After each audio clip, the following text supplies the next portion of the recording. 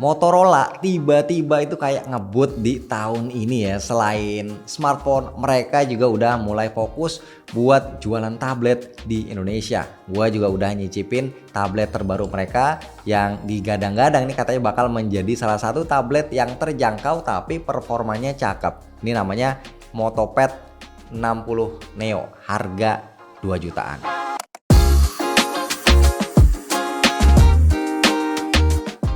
Bismillah, alhamdulillah kita ketemu lagi bareng gua Romi. BTW untuk paket penjualannya ini dia udah include stylus Moto Pen dan juga ada batok charger 20 watt plus kabel USB A atau USB C. Dan kayak kebanyakan tablet lain untuk case dan juga anti goresnya itu nggak dapet ya. Secara dimensi tablet ini bisa dibilang medium lah, nggak kecil tapi nggak terlalu yang gede juga. Panjangnya 25,4 cm, lebarnya 16,6 cm. Terus juga termasuk tipis ya, 6,99 mm aja dengan bobot 480 gram. Untuk desain backdoornya dia kayak ada dual tone ya. Gue juga dapat yang warnanya cakep nih ya. Pantone Blue, ada bump kamera yang isinya itu satu kamera dan juga ada lambang Motorola. Gua suka banget warna birunya, backdoornya juga nih punya material metal yang kerasa enak dipegang tapi memang agak licin, jadi saran gua memang enaknya pakein casing. Frame-nya dia punya desain flat yang nice ya, dia menyatu sama backdoornya, finishing pinggirnya dan sudutnya itu rounded jadi ramah banget. Pas dipegang-pegang nggak ada berasa tajam. Dari dimensi dan tebalnya gue bisa bilang kalau tablet ini jadi salah satu tablet dengan handling yang paling enak. Kalau kita posisiin secara vertikal, di sebelah kiri ini ada pin untuk keyboard, di kanan ada tombol volume, ada satu mikrofon dan juga ada slot untuk micro SD card.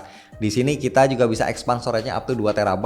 Lalu di atas ada 2 grill speaker dan tombol power. Di bawah ada port 3,5 mm jack audio, 2 grill speaker dan port chargingnya itu pakai USB Type C. Motopad 60 Neo ini dia pakai chipset MediaTek Dimensity 6300. Berjalan di fabrikasi 6 nanometer dengan komposisi ada 8 core, yaitu 2 performance core Cortex A7 62,4 GHz dan 6 efficient core Cortex A55 2 GHz dengan GPU-nya Mali G57 MC2. RAM-nya ada di 4 GB LPDDR4X dengan storage 128 GB UFS 2.2, Wi-Fi udah pakai yang versi 5, Bluetooth-nya 5.2. Terus untuk UI-nya dia pakai Hello UI versi 17 dengan basis Android 15 dan pas video ini dibuat, Android security patch-nya itu ada di bulan Juni 2025. Next kita coba untuk benchmark. Nah, gue udah cobain untuk benchmark di Antutu dan juga di 3D Mark. Sayangnya masih di lock jadi skornya nggak muncul. Next gue coba di Geekbench, berhasil dapat skor 743 single core dan 1938 multi core. Di GPU benchmark pakai API OpenCL, dia dapat skor 1185 dan di API Vulkan 1235 poin. Nah, buat main game enteng kayak Clash Royale ini masih enak banget pastinya, lancar banget dengan high frame rate-nya itu gua aktifin nggak ada kendala.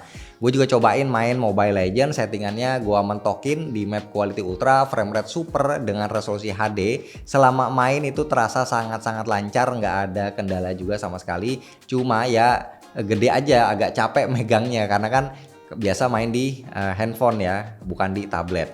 Layarnya dia pakai panel IPS 11 inci, resolusi 2,5K, refresh rate 90Hz, 72% NTSC, brightness-nya 500 nits, punya 10 multi point touch dan sudah tersertifikasi TUV Rainline Low Blue Light, plus juga ada flicker free. Terakhir layarnya ini udah dilapis sama anti fingerprint juga. Nah, untuk bezelnya dia masih kelihatan agak sedikit tebel ya, tapi sebenarnya ini masih wajar untuk sebuah tablet, apalagi bukan tablet flagship. Kayaknya memang belum ketemu ya yang bisa tipis banget bezelnya. Nah, dalam posisi portrait kameranya ada di samping kanan, jadi semuanya didesain untuk posisi landscape. Nah, untuk kualitas layarnya, detailnya ini bisa dibilang cukup tajam ya. Gue suka warnanya itu kelihatan natural, dia nggak over saturasinya, kontrasnya dieksekusi dengan baik. Dan gue juga suka warna hijaunya itu berasa pas banget ya. Sayangnya belum support playback HDR. Nah, di Netflix layar ini udah dapetin spesifikasi atau sertifikasi Widevine L1. Ya memang sayangnya ya nggak support HDR apapun. Tapi karena layarnya ini gede dan skin tone-nya juga akurat, jadi enak banget buat dipakai streaming Netflix. Apalagi kualitas speakernya ini juga asik banget ya. Dia punya 4 speaker dan udah support Dolby Atmos juga. Buat nonton Netflix sih ini nikmat banget. Efek surround-nya itu dapet banget. Buat dengerin musik, layeringnya terasa sangat baik, dan karena suaranya ini lantang banget, gue juga suka setel musik di tablet ini. Next kita bahas UI-nya. Hello UI 17 ini salah satu UI favorit gue karena sangat close dengan tampilan atau experience stok Android, dan jujur experience-nya cukup menyenangkan, cukup terasa smooth, tapi ya kadang memang ada feel sedikit lag, jadi pas di scroll kadang terasa kayak kurang fluid gitu ya. Maklum, namanya juga bukan tablet flagship.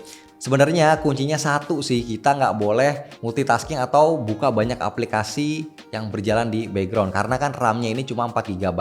Ya intinya masih aman sebenarnya untuk multitasking, kita pakai 2 aplikasi, tapi sepengalaman gua kalau lebih dari itu bakal berasa kurang smooth. Terus juga enaknya tablet ini udah free stylus pen-nya di paket penjualannya. Dia punya 4096 pressure level dan ditenagai sama baterai A4. Terus stylusnya ini dia nggak perlu connect ke Bluetooth lebih dulu, jadi bisa langsung dipakai. Pas gue cobain ini latensinya terasa cukup rendah, bahkan pennya ini enak dipakai walaupun cuma buat scroll di medsos gitu. Ada aplikasi Nebo di sini, semacam aplikasi kanvas buat pennya, ya nggak begitu advance sih buat dipakai gambar, tapi tetap lumayan lah kalau kita mau bikin catatan pakai si stylus pennya ini. Terus juga ada aplikasi Smart Connect. Di sini kita bisa dengan seamless menghubungkan device ekosistem Motorola dan juga Lenovo ke tablet ini. Kita tinggal sign in dengan akun yang sama di kedua device, nanti device ini bakal otomatis muncul, tinggal di pairing. Nah ini contohnya gua connect ke laptop gua. Di sini kita bisa munculin layar tabletnya di laptop. Bisa juga sharing files dengan seamless. Bisa juga jadiin salah satu device-nya ini menjadi webcam kita. Bisa copy paste juga antar device. Bisa juga cross control atau pindahin apa yang sedang kita kerjakan antar device secara seamless. Nah untuk baterainya dia 7040 mAh dan kita udah dikasih juga batok charger 20 watt. Baterainya ini irit banget, gua bisa ngecas di hari ketiga atau bahkan lebih. Nah untuk kameranya dia ada lensa 8 megapiksel di belakang dan 5 megapiksel di depan. Ya khasnya kamera sebuah tablet, kualitasnya ya pasti B aja. Keduanya bisa dipakai buat rekam video up to Full HD dan contohnya kayak gini. Ini adalah contoh video kamera depan dari Moto Pad 60 Neo. Wow. Ini adalah contoh rekaman video kamera belakang.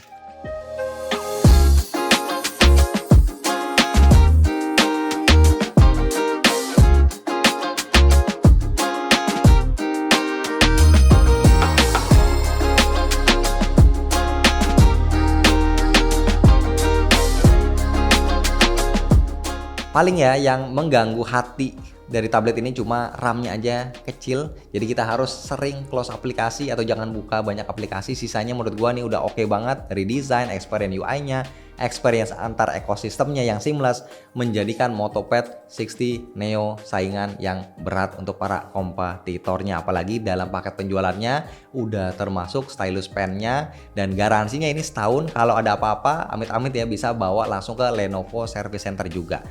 Dan sayangnya untuk aksesori keyboardnya saat ini belum tersedia. Semoga nanti akan di-provide sama Motorola Indonesia. Nanti untuk link pembeliannya bakal gua update di deskripsi.